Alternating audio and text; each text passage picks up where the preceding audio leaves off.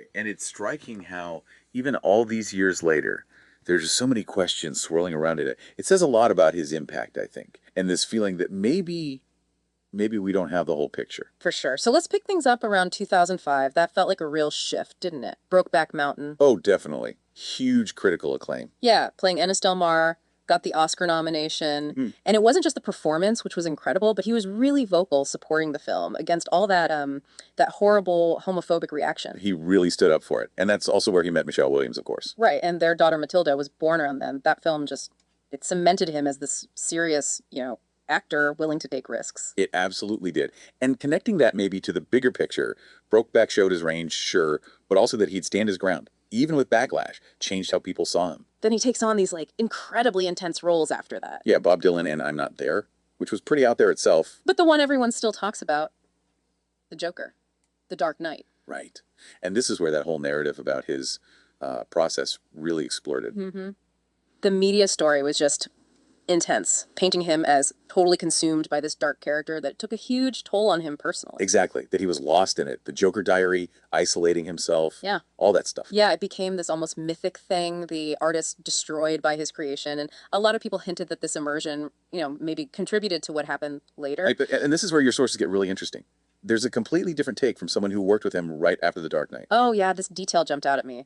A colleague on his next film, The Imaginarium of Dr. Parnassus, What did they say? said that Heath was actually, quote, giggling the whole time when he came back from filming those intense Joker scenes. Eagling. Yeah. Apparently he felt this incredible power, playing the Joker like he was untouchable. Feeling free and loose, not tormented. Wow. That completely cuts against the grain of the story we all heard. Makes you wonder, doesn't it? It really does. Was that whole consumed by the role thing, maybe? Mm-hmm. Exaggerated, maybe even, inaccurate. The director and producers on Parnassus also said, look, he was tired dealing with stuff, but not off the rails because of the Joker. So where did that story come from? Could it have been like the transcript hints maybe amplified for promoting the movie? It's possible. It definitely added to the whole mystique of the film, especially after his death. Huge box office success.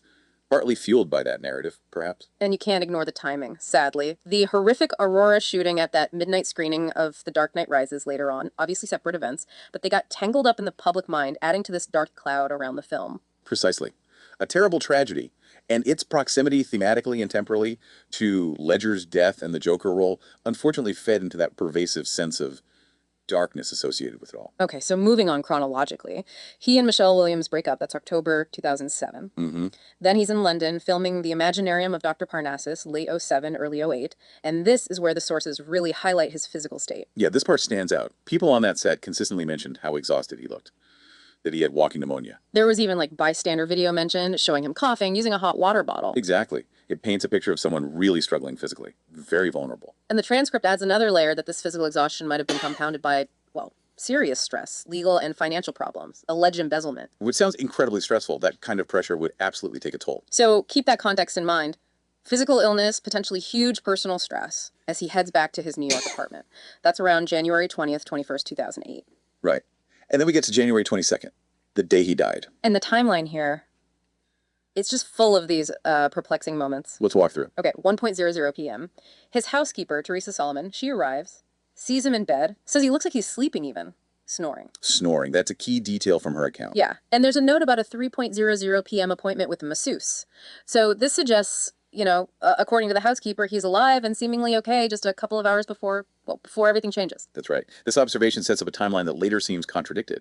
It implies a fairly short window. Then 2:45 p.m., the masseuse, Diana Wozen, shows up for the appointment. Okay. Things go south after 3:00 p.m. She tries to wake him, realizes he's unresponsive, and this is where the really strange sequence of phone calls starts, where so many questions come from. That's the order of the calls that's so striking. Exactly, instead of 911 first. She uses Heath's phone, reportedly, to call Mary-Kate Olsen. Not once, but 3 times. Right.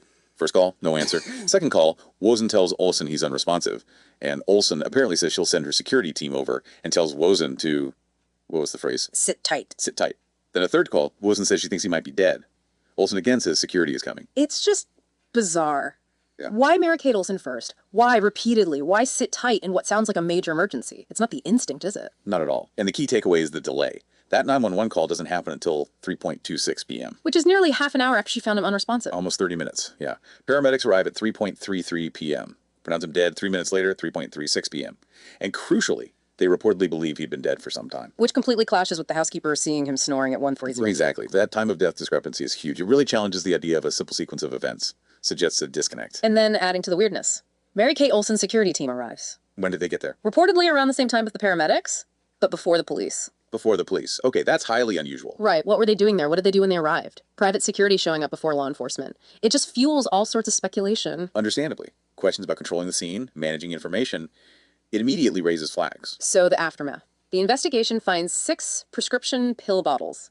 Anxiety, insomnia, pain meds, all prescribed to him. Okay, so that aligns with the physical and stress issues, perhaps? Yes, but then there's also that rolled up $20 bill found with a white powdery substance on it. Now, tests showed it wasn't an illicit drug. Non-illicit, okay. But still, its presence is just another strange detail. What was it? Could it have been planted? Yeah. It doesn't quite fit the straightforward accidental overdose narrative. It's another loose thread, isn't it? Just adds to the feeling that maybe something's missing. And the scrutiny afterwards was intense. Why call Mary Kate Olsen first? Repeatedly. What was their relationship exactly? The police report apparently mentioned they'd been dating for about 3 months. Which wasn't widely known at the time. No. And the role of her security, these are all questions the official story doesn't really satisfy. I mean, the dating thing might explain the first call, maybe, but the delays, the security, still very odd. Very odd. And then there's the masseuse herself, Diana Wozen. Yeah, what's the deal there? Turns out she wasn't licensed. Not in New York, not in New Jersey. Seriously. So that raises professional questions, maybe legal ones. It adds another layer of complexity, absolutely. Who was she? The source material even mentions a possible alias Diana Lee Parker with maybe some entertainment industry connections, described as giving off handler vibes. Handler vibes. What does that imply? Well, the source uses that term. Often suggests someone maybe acting as more than just a service provider like a minder, maybe managing things behind the scenes. It adds intrigue to her role, especially given the lack of licensing and clear background info. Wow. Okay, and the police investigation. They tried to interview Mary Kate Olsen, right? They did. And her lawyer famously refused unless she was granted immunity. Immunity. Why would she need immunity if she was just a friend called in a crisis? Exactly. Her lawyer stated she didn't know where the drugs came from, but demanding immunity. Oh. It suggests a concern about legal exposure, doesn't it? Even if she claimed no direct knowledge. It definitely raises eyebrows. What could she have known? Or what were her lawyers worried about? We don't know. And it gets even stranger, doesn't it? Years later. Right, 4 years later, Dale Ayrton, one of the security guards from Olsen's team who was actually at the scene that day. What happened with him? He gets arrested for sex trafficking. And allegedly, during that investigation, he name drops Dual Star, the Olsen Twins company. Whoa. Yeah. But the twins themselves apparently never questioned in that case. And seemingly never really pressed further about Heath Ledger's death either. It's like this web of strange connections and loose ends. It just deepens the whole mystery, doesn't it? It underscores the unusual role of that security team, raises more questions about the circles involved, and maybe the thoroughness of the initial investigation. So the official cause of death remains accidental overdose from a combination of prescription drugs. That's the official finding. When you stack up all these weird details, the phone calls, the delay calling 911, the security arriving before police, the unlicensed masseuse, the immunity request, that rolled up bill, it just makes you seriously question if that's the whole story. The inconsistencies, the unusual actions, they create this gap between the official line and the sequence of events as they seem to have unfolded. Leaves a lot of room for other interpretations. And then we haven't even touched on his final film, The Imaginarium of Dr. Parnassus. Ah, yes, the symbolism. Your notes point out it's filled with some really peculiar stuff. Right. All-seeing eye imagery, strange symbols on his character's forehead. And that image of the Hanged Man tarot card. Which looks uncannily like a scene with the Joker, doesn't it? And the source notes the Hanged Man can symbolize what? Enlightenment? Sacrifice? Enlightenment through sacrifice. Yeah. Often, yeah. And the plot itself deals with the devil, money laundering via a children's charity, even organ harvesting from orphans. I mean, those are some seriously dark themes that echo some disturbing real-world conspiracies and narratives. The presence of these themes in his very last project. Yeah. Look, it could just be coincidence, artistic choice. But layered on top of everything else, it adds this other dimension of intrigue. Especially when you consider some of the more unconventional theories out there, like Randy Quaid's Star Whackers idea, or potential occult connections some people draw. It just feels so layered and complex, especially when, as the sources point out, there wasn't this really strong documented history of severe long-term substance abuse beforehand. Right. Not like you might expect in a case ruled an accidental overdose involving that many different prescriptions. Most of what we know about his substance use seems more speculative, maybe episodic. There's that one uncorroborated story from the early 2000s, but not a clear pattern of spiraling addiction publicly known. Exactly. So that lack of a strong history, it makes the official explanation feel a bit less solid when you put it against all these other strange circumstances we've discussed. It does. So bringing it all together, we have the official story, tragic accidental overdose. But as we've explored today, the details from these sources, they paint a picture that's way more complicated, maybe even troubling. the inconsistencies, the unanswered questions. They really challenge that accepted version of events. And what's really striking is how these questions just persist. They keep fueling speculation, this feeling that there's more to it. A hidden layer, maybe? There really is. So, considering everything, the weird circumstances, the actions of the people involved that day, those strange, almost eerie themes in his last movie, Yeah.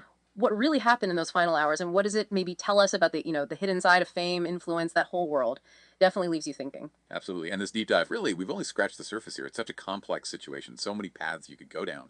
The people involved, the symbolism in Parnassus, the wider context of celebrity deaths that raise similar doubts. We definitely encourage everyone listening to keep digging, look into it further, and form your own conclusions based on the information.